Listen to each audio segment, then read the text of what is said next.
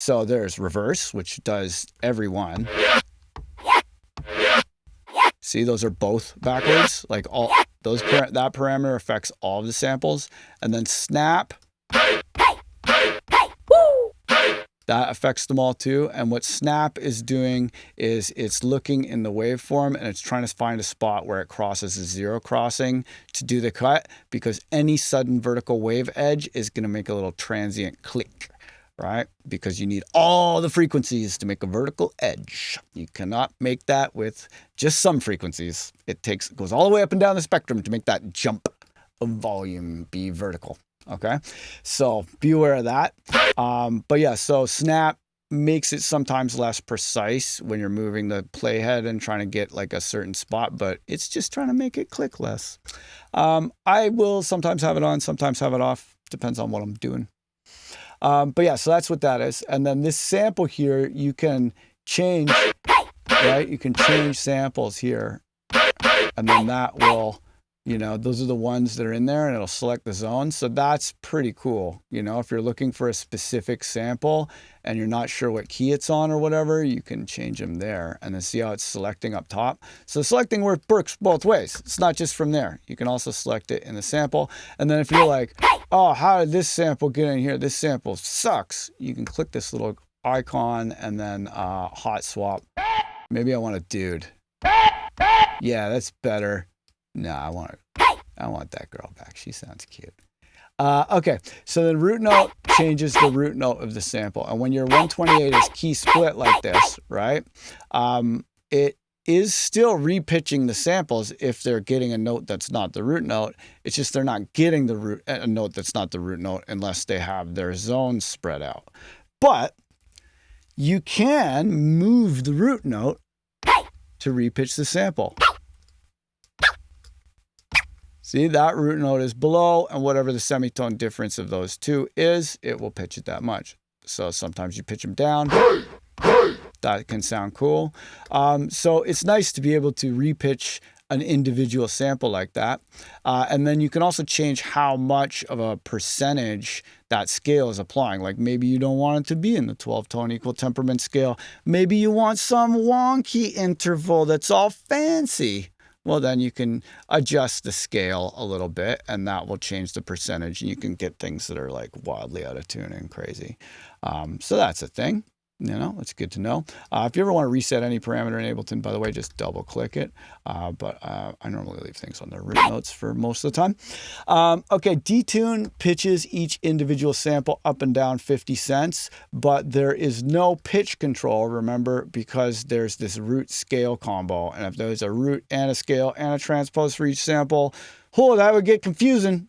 So I'm glad they did it that way. Each sample does have an individual pan control though, which is very cool.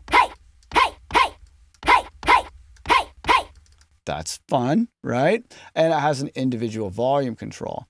And the volume display here can be a little bit deceptive because over here on the right, there's this thing, which is great for when you're trying to find the zero crossing to set a sample play point really precisely. But if you accidentally crank it up, you can like think your samples are too loud and it can be confusing, right? So that's a thing to know about. So yeah, that's vertical zoom. And then here you can separate, you can do, you know, do I want both? Do I want mid? The mono signal, do I want left or right? You know, which one do I want to visualize? Most of the time it's both. But sometimes mono can be nice if you're working with mono samples. Ableton doesn't let you render mono files for some reason. It's kind of weird, but anyway. But yeah, so the volume is nice. I normally set the volumes. I'll like select all the samples in the 128, right click, and normalize the volumes. Why can't you be more normal? Why can't you be more normal? Just be normal. But yeah, that'll make them all the same volume, which is kind of handy. And sometimes you may end up with sounds that are off pan, where it's distracting as you jump from sample to sample. If you want to normalize the pans, you can normalize the pans too. And that will go through and see how much volume is there on the left and the right. Can I balance this out a little bit more? That's nice, because then if they're all centered left, right, and they're all the same volume, then your volume and panning movements apply to everything equally, right? That's nice. I like it like that. So I'll often do that. You can change where it starts with the sample start and sample end. Makes waffles. Yeah. Sustain mode is for when you are looping. And when you loop in the sampler, you can do many cool things. So I'm going to loop it. And then this loop becomes active. And I can specify the start and the end point.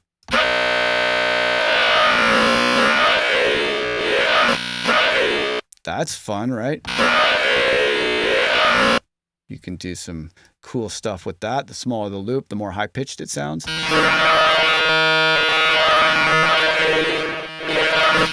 yeah, when you start scrubbing a loop like that, you can kind of make like a granular synth, which is pretty cool. And I'll show you how to do that. But you'll notice it's got these jagged square edges with like really kind of digital sounding highs. If you want that, that's cool. If you don't want that, turn the crossfade up. Just give it a little love with the crossfade. And then another thing that sometimes helps it from that like grindy glitch sound is to put ping pong loop on.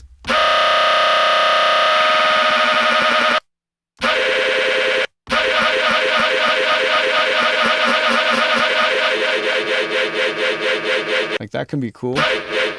Especially if you use it in such a way that it's like generating a new rhythmic element, you know, especially in a drum rack. It can be cool to have like a drum sound that like decays and then kind of has this like choppy rhythm to it that's not exactly on the grid. Yeah, you can do a lot of that stuff with the sustain mode. The loops sometimes come out cleaner if you put on snap too. But you see how the loop is...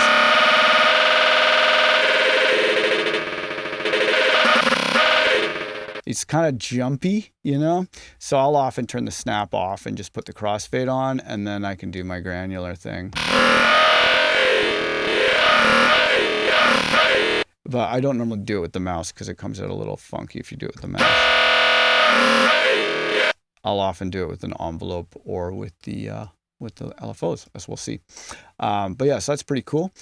Then here underneath, this is telling it what to do when you release the note. If release mode is off, it's just going to keep doing whatever you said in sustain mode. But you could maybe have it just play to the end when you release. If you want to like save the tail for when you let go of the loop, that's an option. Pretty cool to have that option.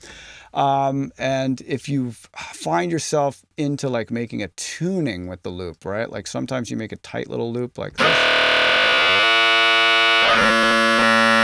Let's say you're like, oh, I want to play like Mary, you know, I want to play Mary Had a Little Lamb with this or something. Well, then you can tune it up and down. So if you want to tune that, that's pretty cool to be able to tune the loop. RAM, don't touch that one unless you really mean it. Loads all the samples into RAM. Maybe if you're like making it rain RAM all day, but for those of us peasants that don't have like 128 gigs of RAM, then don't click that one. Interpolation, this is for pitch shifting, and when you like have it on the best interpolation, give me your very best, you'll get less aliasing and less like weird artifacting, but it uses a lot more processor. Sometimes I like the weird aliasing and stuff, especially if you're going for like a old school lo-fi sampler effect.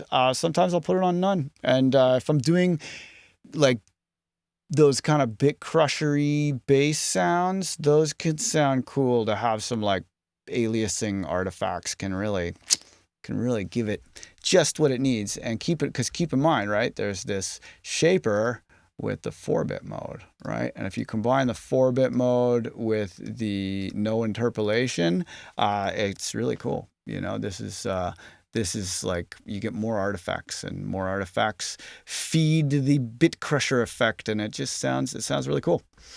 Okay, so now we'll go over to, you know, the most unique tab of the Ableton sampler. You can do FM and AM in phase plant, but like not a ton else.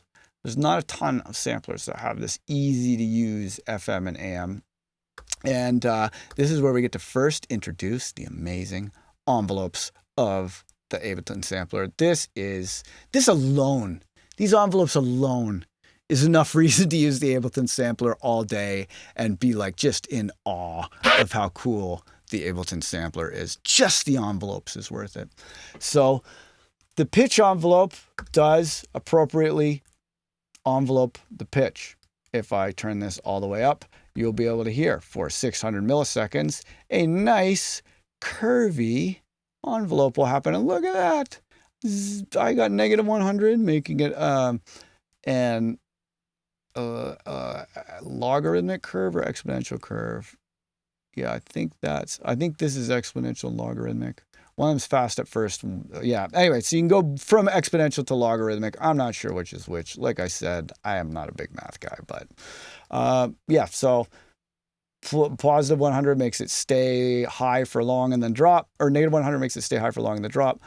Positive 100, and that's the default, makes it drop quick and then drop slow.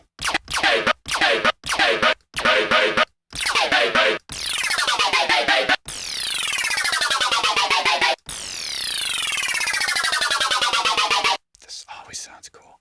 All right, so now I'm going to go to the sample. I've got on no interpolation, so listen to the highs and look at them over on the meters.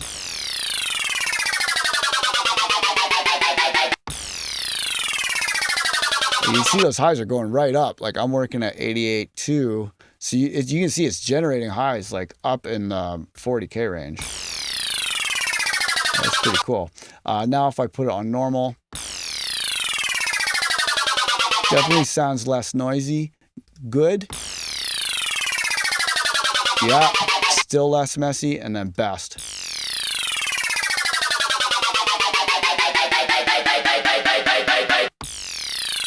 Like best sounds pretty good even when it's way up high.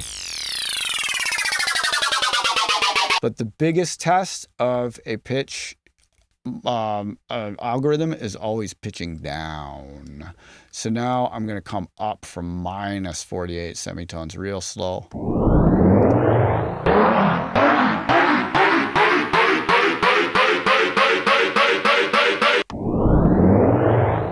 So now let's go to no interpolation.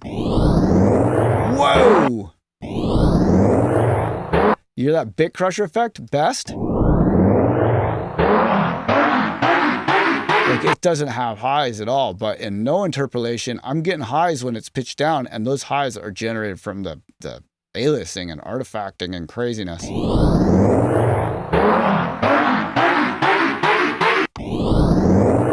Like look at them all up there above 20K, craziness.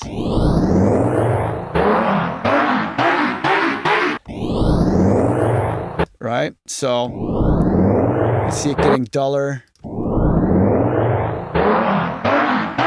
I mean, best really does sound the best, at least for that task. But yeah, so that's the interpolation as well.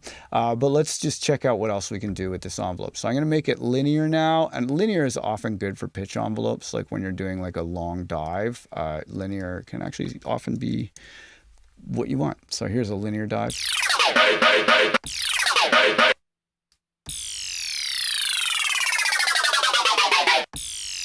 All right. Okay, so that's pretty cool. This envelope is unique in that you can specify an initial level, a peak level, and a sustain level, and they can be positive or negative. So you can make shapes like this.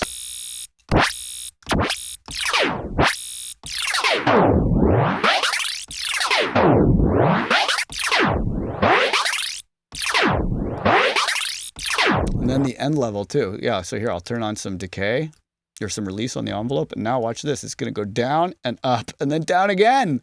Madness!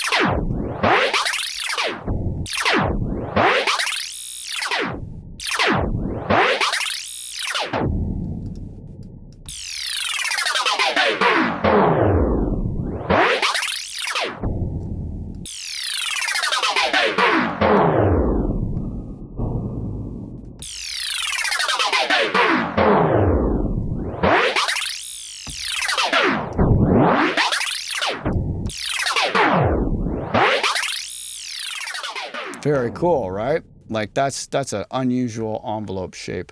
Now you can also specify this time to velocity parameter, and it will time stretch all of the values of the entire envelope based on how hard you hit it. So if I put it up high, watch, I'm gonna hit it hard. It's over really quick. Now I'm gonna just tap it.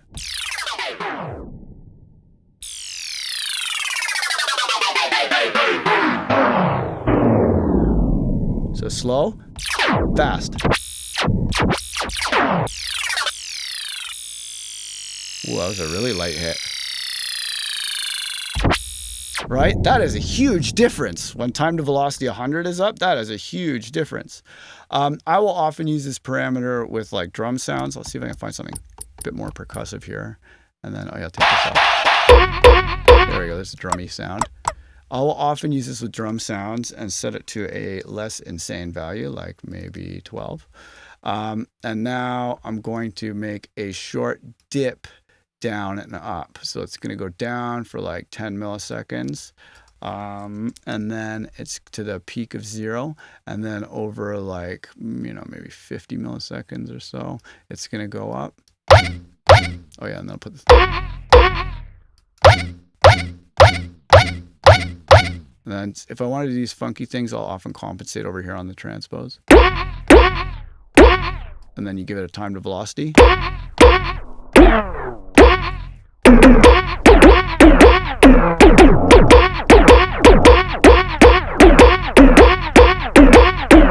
And you can really control like a scratch effect.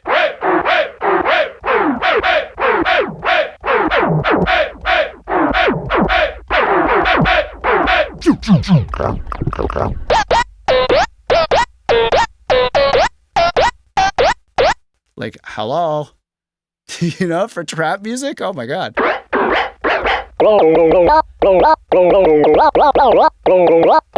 And that, remember, that's controlled by velocity. So even if you play some random seeming riff, because it's velocity, it's repeatable.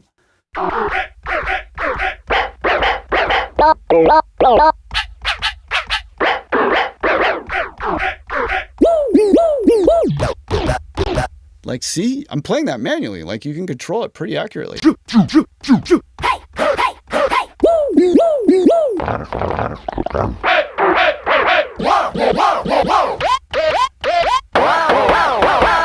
So it's like having like a scratch, and then you're doing the same scratch on different samples. Like, awesome. So that's pretty cool, right? So now I'm going to just double click each of these params and reset them all so that we're looking at the default vanilla settings here. No more fancy stuff. What's loop do, Dylan? Well, I'm glad you asked, because loop is super cool. Loop will loop different phases of the envelope. And where there's a bunch of modes, none is just a normal envelope. Trigger is really useful for drum sounds. That means that even a short note will get the exact same envelope times as a long note. Really good if you are using the pitch envelope or any other envelope in sampler to, say, shape a transient of a drum noise. You often will want trigger to be the mode so that, no matter how long that sound plays, does the same thing. None is the default, but loop loops it, which means that this is not just an envelope, doesn't it? There's something more happens when you loop an envelope. Let's investigate. Whoa,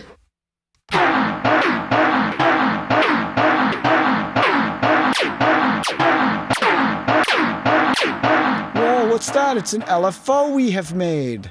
Watch.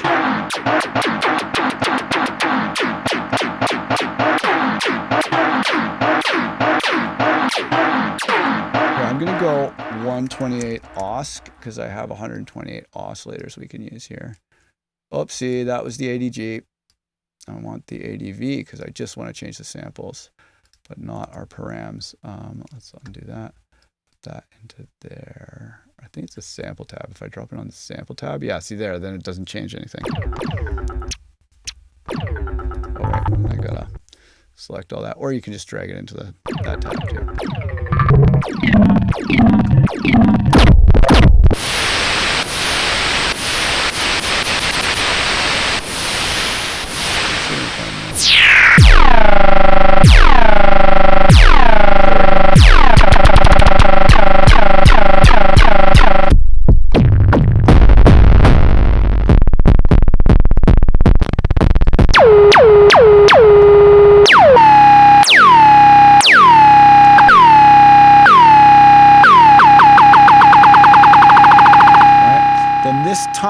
is the gap between iterations of it. So if you crank it up, it's only going to like just play this transient, and then it's going to stay at the bottom for a second, and then it's going to do it.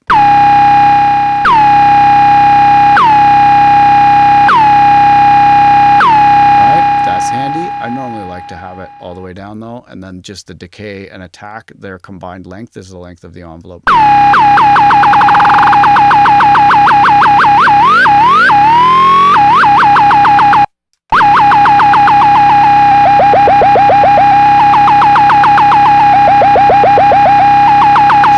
Awesome. But yeah, so the looping means that those are all extra LFOs. Every envelope can be an extra LFO. Amazing. So this spread tab is really cool. When you turn this up, you get 2 copies of your sample, one left and one right.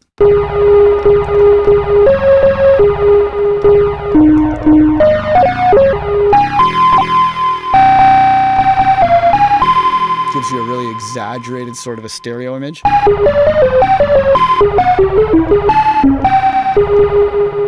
It can be very cool. The glide allows you to specify portamento or glide, you know, which means that it like kind of goes smoothly between 2 pitches. So if I play legato here, which is when you play 2 notes that are overlapping, I'm going to play a note and then I'm going to play an octave higher. And now I'm going to play one note first and then wait and then play the other note. See, now it is jumping, and glide is monophonic, portamento is polyphonic. I think I'm going to change the voicing. Yeah.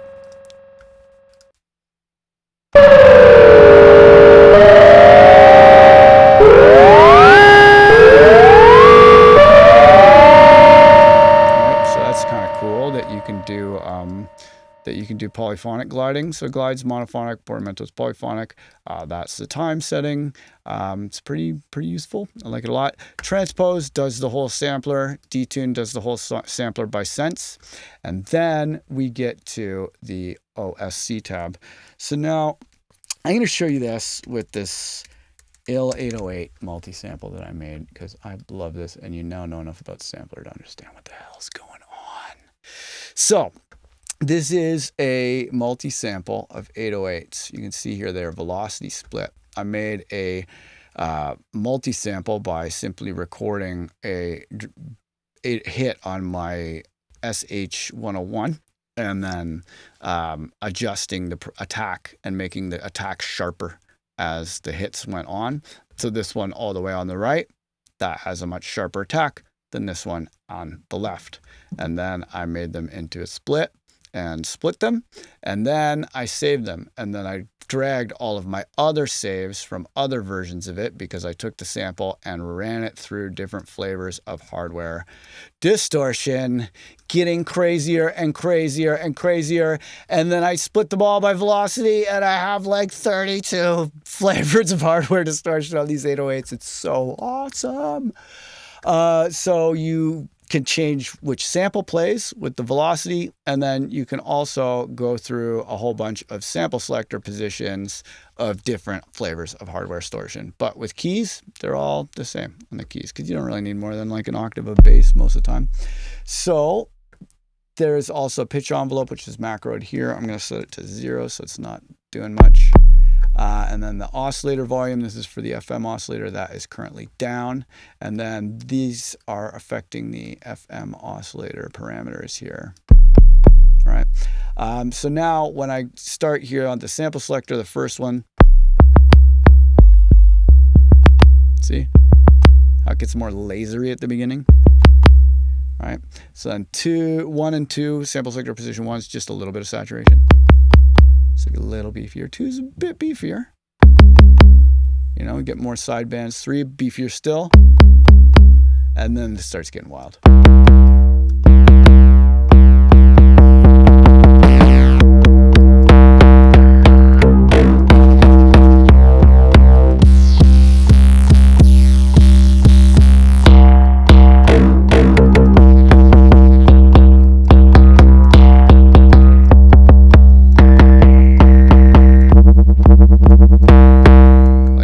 Some nice nice flavors of 808s with distortion on them. But let's check out what the O volume does. Well, O is the volume of the oscillator. So I'm going to turn this up a lot. And now I'm going to make a long envelope, and let's see what happens.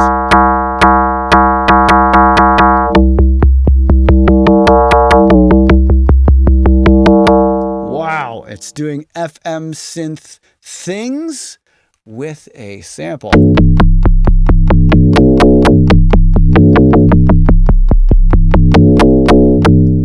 I find that laser's getting a bit much. I'm going to back it off with the volume envelope attack. That's controlling the volume envelope there. See, look at that. Look at that. Yay.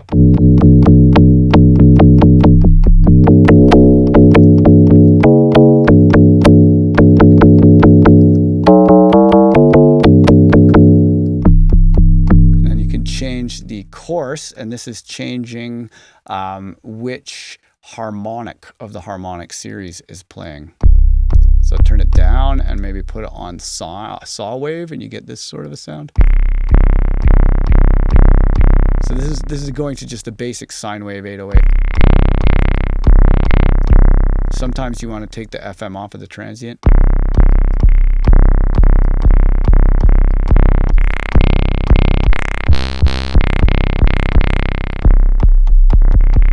So that can be a great way to add growl to a sub. The sine wave 4-bit gives you a bit crushery sounding one. That can be good in combination with the no interpolation.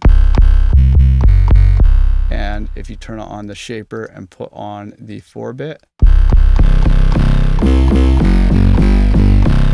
you can get some pretty satisfying kind of like lo-fi distortion sorts of sounds, which can be cool. Go turn that interpolation back on normal. But yeah, so I like that. But 99% of the time, I'm just using a sine wave. You know, it's like any FM synth. Like, it's cool to have the other oscillators, but most of the time you just need the sine. So this, see here? When it's the 0.5, that means it's an octave down. That sounds meaty. Like, because your ear kind of infers lower sound.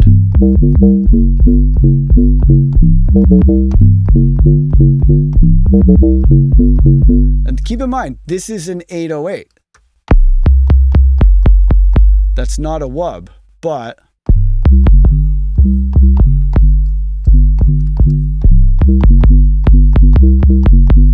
you know, when you get that envelope shape, it suddenly becomes a wub.